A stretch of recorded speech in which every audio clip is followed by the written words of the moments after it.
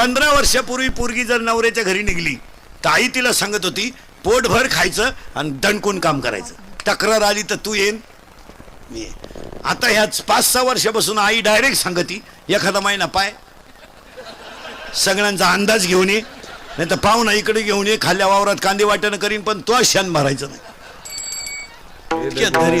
कीर्तनात बसलेली तुझ्या पोरीचा तुझा फक्त 4 दिवस फोन नाही, फक्त बॉटवर कर. आजचं पाकिट देतो मी तुला, कर बॉटवर. तुला काम नाही का काय दुसरं? तिकडे मर ना कांद्यात रॉप चिंबट ना, दुसऱ्याची घर का आलं बिगडी ती.